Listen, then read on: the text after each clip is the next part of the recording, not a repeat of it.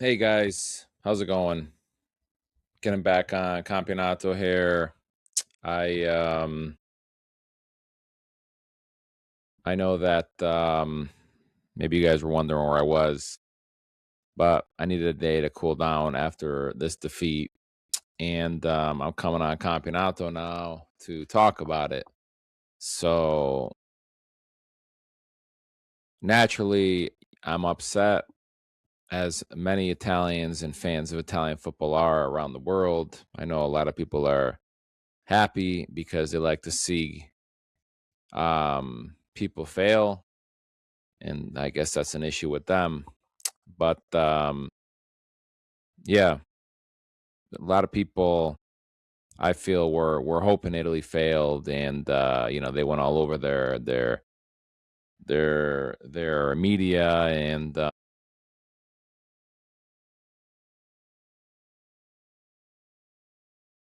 they went all over their media and had a good laugh. So congrats to them. I hope you guys are happy. So anyways, talking about this game versus Bosnia, I mean, what is there to say? What is there to say? Um, I didn't think Rategi, was doing much in the Northern Ireland game, and I didn't see, why he couldn't start Esposito, and same thing with Palatano over there.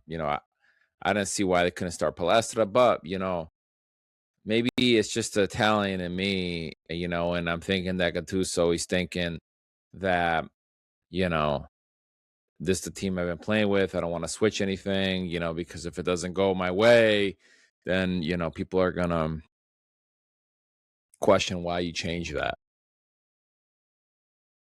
So he stuck with that lineup. And I got to say, when I first saw this game, start, I was very disappointed in this field they were playing on. Literally, um, I don't, the ball was not moving fast, and it just was not a good field.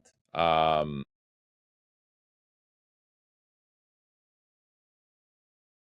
it just wasn't a good field. And, but, when it was 11v11 up until about the 40th minute, you know, I felt like, Bosnia, they were more on the front foot, trying to score and do something. And, Italy was kind of, sitting back and taking a wait and see approach. I don't know if that was, exactly their tactics, or if, um, we just weren't, motivated to do that.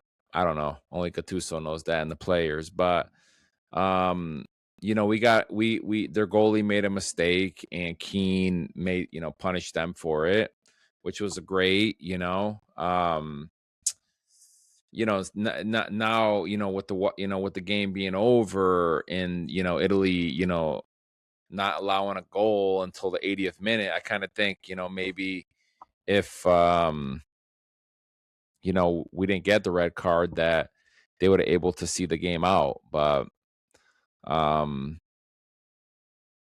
so anyways, Keane, he scored the goal, but the Bosnian team, they didn't seem, um you know they didn't seem, phased by it, and they kept, coming. And then we had the situation in the end of the first half where Donnarumma, I think he was playing a goal kick, and he kicked it right to the Bosnian players. And the player, I believe, he immediately sent the striker in. And then, Bastoni, who was right next to him, slide tackles, and, gets a red card. One of the things I said before this playoff even started was that we cannot, be playing on 10 men, and we cannot get a red card. It's going to ruin the game. And of course, that's what happens. It is very disappointing. I mean, again, This is water under the bridge at this point, but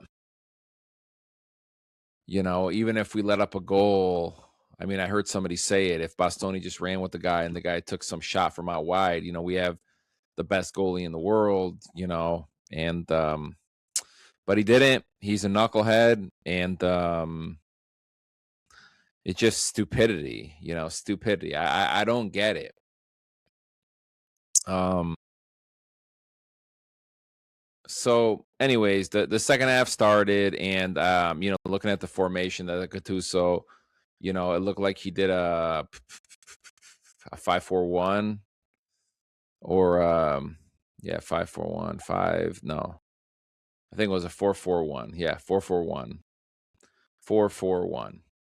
After the red card. They clearly were going to try to you know wait out the game, which in modern football these days is kind of like a death sentence. And you know they were playing hard, and Donnarumma was making great saves on both halves. And you know um before DeMarco allowed that cross at the 80th minute, I kind of was watching him play, and you know I I kind of felt like we needed something different. And you know he didn't get subbed in until after he allowed that cross, and by then it was too late. 1-1. You know I think the plan was, to sit back and allow those guys, just stop them and then try to hit the counterattack. We had the Keane thing there. And I don't know why he just didn't slot it in. And he tried to hit a hard shot, and it went over the net. So that was pretty much it. I mean,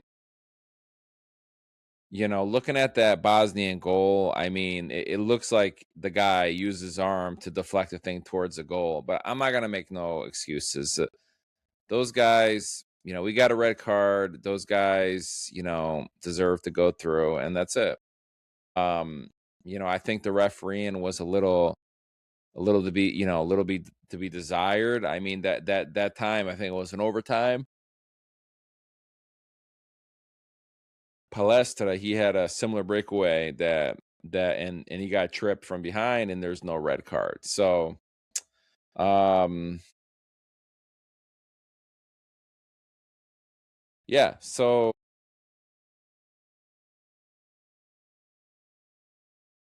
I what's irritating to me is that some of these players on this Bosnian team, like this guy from Atalanta and this other guy from Sassuolo, I never see those guys play that hard for Atalanta and Sassuolo, but they're playing for Bosnia, and they're, playing super hard. They're at every freaking 50-50 ball. They're banging into the Italian, just trying to make it just a,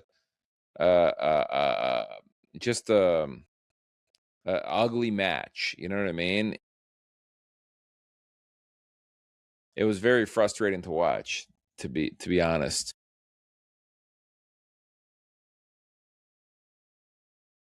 I mean, you got to give the Italian team some credit. I mean, they basically played for 80 minutes, a man down, and Bosnia only scored one goal. I think that if we never got a red card, that we probably would have seen this game through and won it. Especially because in the second half when we were down a guy, there was a couple times where we were attacked, and we really had some good chances. Like there was one, the Keane one where he had a breakaway. The other one, DeMarco was in front of the goal. He had a bad shot, and that was with 10 men.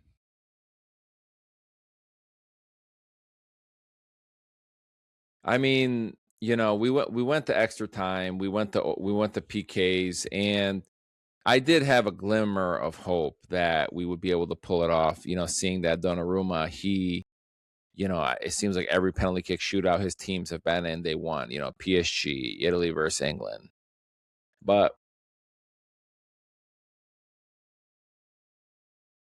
oh, yeah, excuse me. But it just wasn't to be. He didn't even stop one. And it probably he probably had an opportunity to get the last one, but he got a hand on their son. It just still went in, and the other ones they were just well taken penalty kicks high and to the side, and it's really almost impossible to get to. And that's it. We lost. So the third World Cup in a row, we're not going to be there. Um, I know there's this Iran thing out there, and they may not come, and who's going to take their spot? Um, I mean, honestly, I really don't want the spot, because people just say, "Oh, the only reason why he got in was because I ran." Well, um, you know, I feel bad, for myself, but I especially feel bad for like the kids, that haven't been able to see, the great Italy in a world, and to be been able to see the Italy in a World Cup. I mean, became so enamorato in love with, Italian football and Italian 90. When my father, was watching these games over there with Walter Zanga and Donadoni, Baresi, Baggio, Ergomi, Schilacci, all these guys. That's when I, became enamorato in love, with Italian football. You know, I remember myself at that time, I was, a 7-year old, and now, I got to, witness the great Italy, for many years. And, for what it's worth, it is very special to see the Italian national team play at a World Cup. Maybe people feel like that about, their country that they support, but, I don't really feel the same, you know, special feeling when, any other team plays in the World Cup. But when a strong Italy plays in the World Cup and you hear the national anthem and the stadium is full and you're playing on the world stage, it's just special. And I feel bad for the kids, the 7-year-old, Angelos or of the world, or whatever, kids that are a little older, a little younger, or even kids that are like 16 years old. What, 16 years old? I mean, they don't even know what a World Cup is. I mean, 16 years old. I mean, that's they were born in 2010, and then 2014. And, I mean, they really don't, I'm sure they didn't know what the World Cup was then. All they've been seeing is, you know, um, this fiasco we have going on. The older people, there was this video I saw of this old gentleman, this Italian guy. And, actually, I actually started to like cry, because the guy, he just wanted to see a World Cup with Italy in it, again. And he's 90, I guess he's nine. I think he's 97 years old. And somebody, I think a family member is talking to him, and he's like, I'm not going to see Italy ever again, you got to wait another 4 years, and I'm not going to be here in 4 years or something like that. So, um, it's very sad. Also, for these young kids, like I said before in my other videos, that it's important for the kids to see this, and to see role models. Like I said, I would not be who I was. I would not be who I am today if it wasn't for Salvatore Scalacci. I wouldn't. I wouldn't. And my father, getting me into this, and all the other people that were in the Italian 90, USA 94, France 98, you know, Korea, Japan 2002, Germany 2000. Like I would not be who I was if it wasn't for Italia 90. And it hurts me to know that there's these kids that never have, been able to experience what I did. And it may be affecting them. It may be affecting them that they don't like soccer, because they never seen, an Italian score a goal in a World Cup in a big game and go crazy or something like that. So maybe they don't become a soccer player, or they don't develop that love. And we need kids that want to play, soccer, and they have that love and that hunger and all that stuff. It's just very sad for these young kids and these older people. I'm frustrated myself. I mean, I think the team is a good team. They have the good players. Um, I just think they're very fragile and damaged. I'm a Buffalo Bills fan. I mean, I would equate it to like the Buffalo Bills franchise in the NFL. These guys, they can't win nothing, man. Like they just have this mentality that something is always going to go wrong, and that's what Italy has become, and so.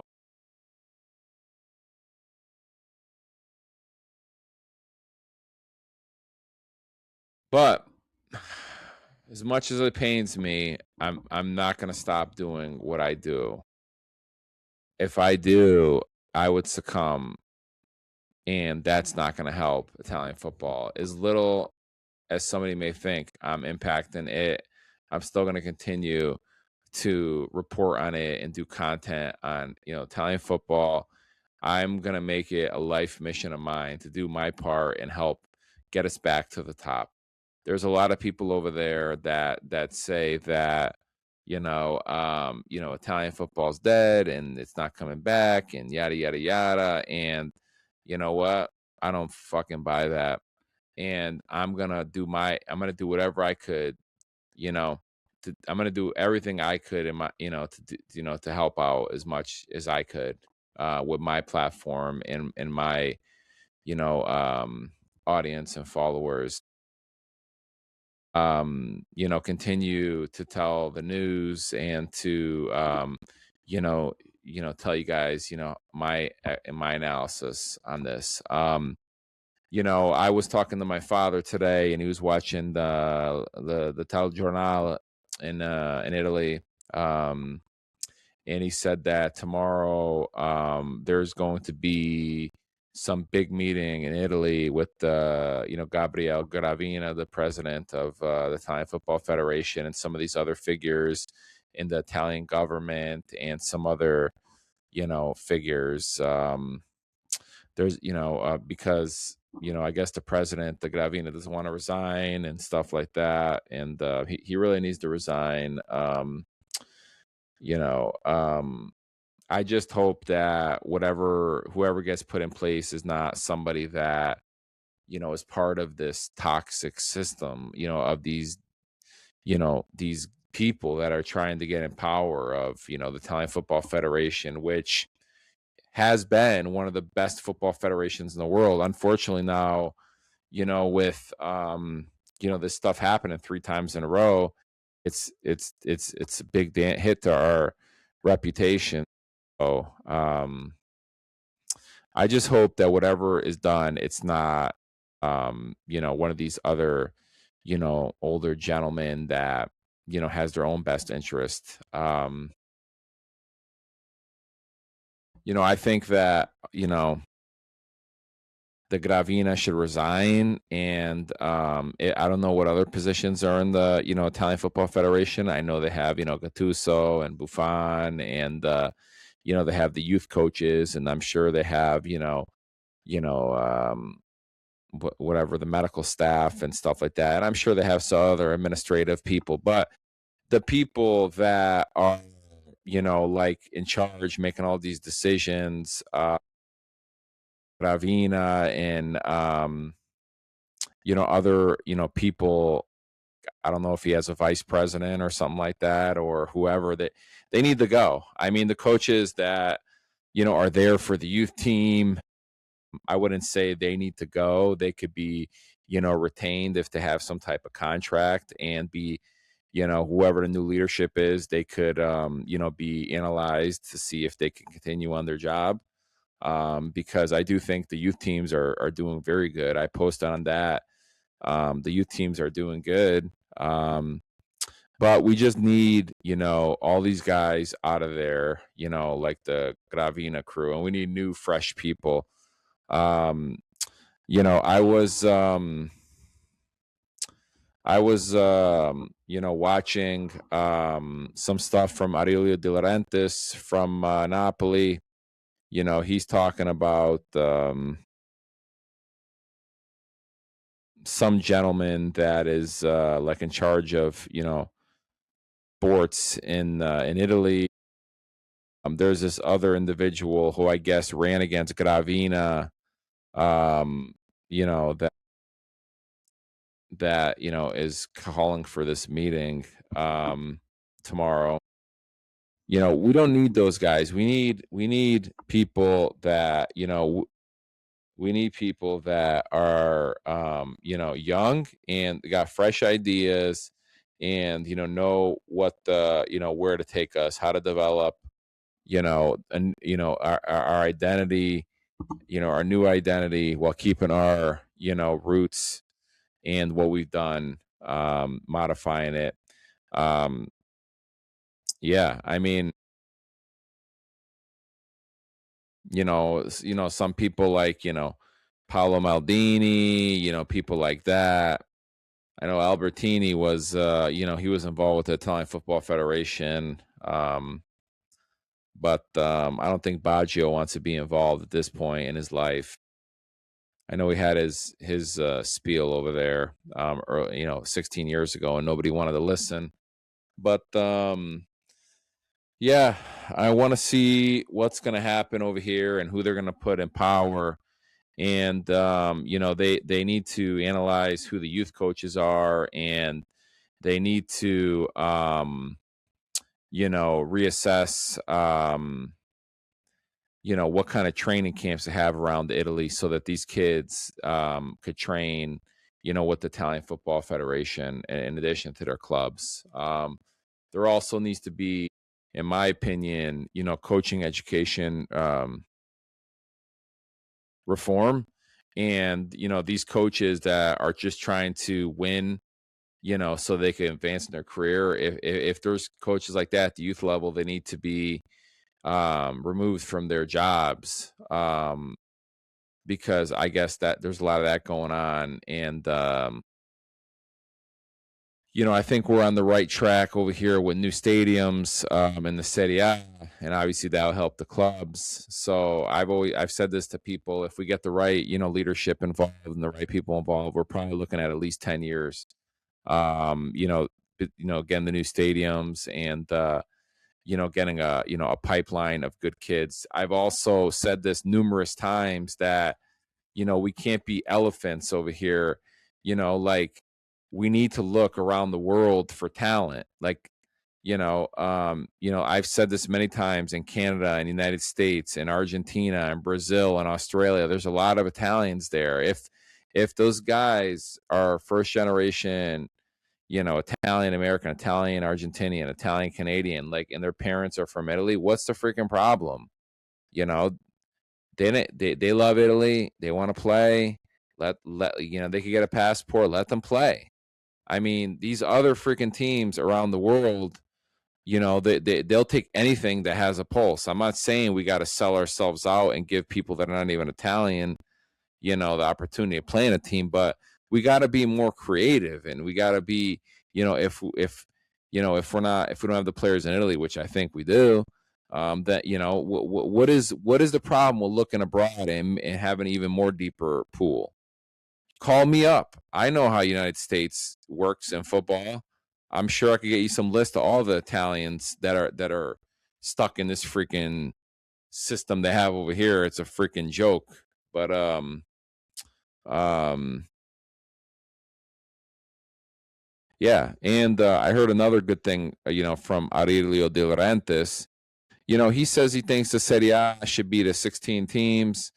Um, that's an interesting concept. If there's 16 teams, there's going to be less games. And he was saying that there should be 16 teams and that the Italian national team should have a minimum 2 months a year to train together and learn how to play better together.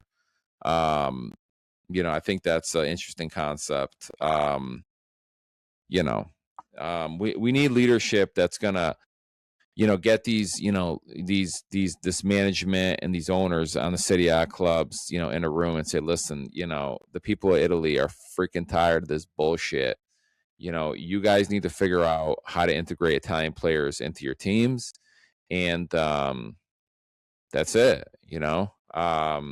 I know it's easier said than done because that's a business, and if you're putting all these rules, then these people that own the teams, they may not want to invest in the team or keep the team and sell it. So it's definitely a delicate situation, but it's something they need to talk about.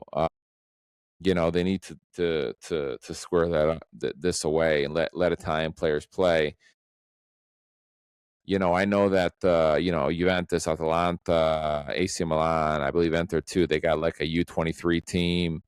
Um, yeah, we need to have at least 5 Italian players playing on Serie A clubs, man. I mean, this is ridiculous.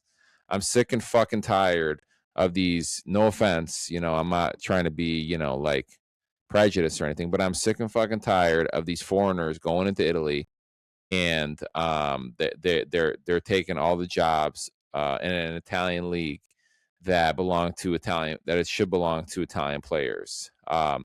Especially these fucking guys that I was talking about related to this Bosnian team. You have this guy that plays for Atalanta. I never see the guy play as hard as he did the other day.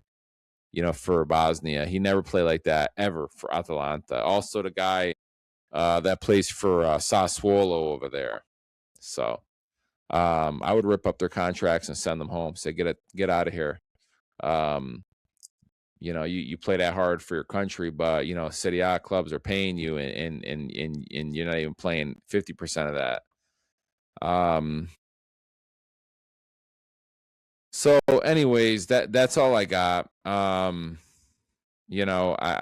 think it's sad, but I think if we ended up going, I think if we didn't get a red card, we would have went through. But I think if we ended up going through, then Gravina, wouldn't be, forced to leave. And, we may have made it and, won a couple games and nothing really, would change. And nothing may change, still may not change. But I think we're moving in somewhat of a right direction with, these new stadiums. And we just need to get, modern people in the Italian Football Federation. We have, some of the, the best coaches, elite soccer minds in the world, people that can think outside the box.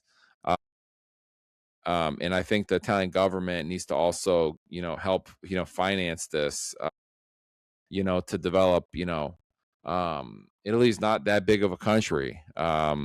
Develop training centers all around Italy. I mean, you don't have to do, like brick and mortar buildings. You could rent them out, and, have these kids train with, UEFA licensed coaches and monitor them and give them an opportunity. Another thing I heard from some other person after this loss was that, like, the cost, I guess to play soccer in Italy, there's a cost, unless you get with one of the big clubs, right? And it's not as much as it is in America, but these people can't afford that, and so then there's really no future, for that kid to continue playing soccer. I think I have a friend, he went to Italy, said his kids trained with this Italian coach, and this Italian coach charged like $600 a year. So yeah, that's what I think.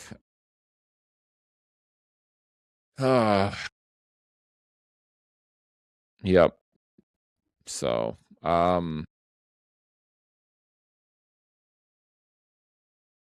very, very, very, very irritating time. I know there's a lot of upset people, but anyways, that I just wanted to come on and do a post game on this Bosnia Italy game. And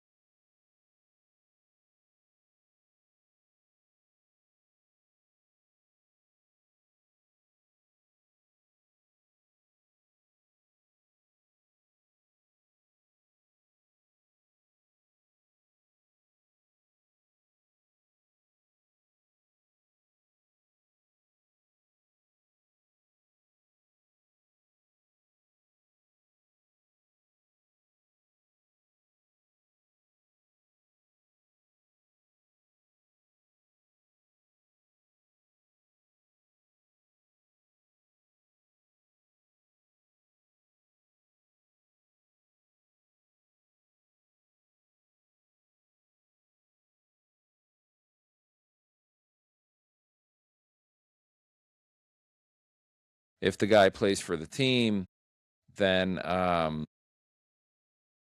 if Luca Kolyosho plays for the team, he has a Nigerian father and a Italian Canadian mother. He plays for the youth team. He's from Norwalk, Connecticut. You know how many freaking like straight blood, full blooded Italians I know that their parents are from Italy were phenomenal. Like, listen, Italian Football Federation, if you're looking for somebody in the United States, give me a call. I'm sure there's Italian, Vero Italiani in America that, they have great, kids playing soccer. And who knows, maybe, one or two of them, you guys think they have the capability, you know what I mean? And, to play for Italy and stuff like that. But, we can't have this pigeonhole mindset. We need to think outside the box and do everything, we could. We need to get more Italians playing on Serie A teams. We need to fix all the stadiums and infrastructure. We need to, reform our identity. Where our identity was more defensive. I think we need to keep that, but we need to reform it a little bit. We need to do, sports science, and have I'm not saying we need to be like, like bodybuilders, but maybe get some more physical training, because the game has become more physical. Sports science, better, get the infrastructure is getting up there, more players in the Serie A, maybe reduce the amount of teams in the Serie A, like ADL said, so that 2 months a year is allocated to minimum 2 months a year is allocated to Italian national team, so the team could play together. Making sure that all the kids in Italy have a chance to play soccer. And patrolling these coaches to make sure that they're not just getting stranieri, foreigners on their team, so they could just win. So yeah, this is all stuff that I know it's easier said than done, but um, that's my 2 cents. I have tickets to go see the World Cup this summer. I'm probably going to sell them. Um, I don't really want to go. I don't really want to go. Honestly, I was going to go see Italy versus Toronto, Italy versus Canada, but that ain't going to happen now. So I'm probably going to sell my tickets. Um, yeah, that's pretty much it. So let me know what you guys think. If you agree, make sure you subscribe to my channel. And listen, guys, brighter days are ahead. They have to be. Um, subscribe to my channel. Follow us on Instagram. Follow us on TikTok. Follow us on Facebook, X, and subscribe. And I'll catch you guys in the next one. I'm freaking tired. It's been a long couple days. So we'll see you guys. Ciao.